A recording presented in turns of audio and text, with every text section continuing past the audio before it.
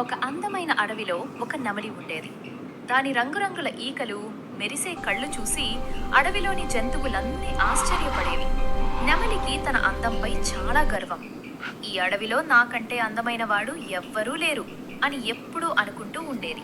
ఇతర పక్షులను చూసి చిన్నచూపు కూడా చేసేది.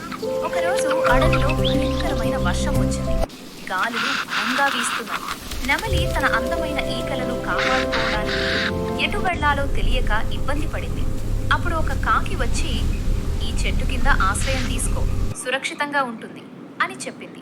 నెమలి మొదట కాకిని పట్టించుకోలేదు. నా చెట్టు కింద ఆశ్రయం తీసుకో. ధన్యవాదాలు నా స్నేహితుడా, ఇక్కడ సురక్షితంగా ఉంటావు. అవును. హలో కాక, ఎలా ఉన్నావు? బాగున్నాను మిత్రమా, రా దగ్గరకు. అందరం స్నేహితులం కదా.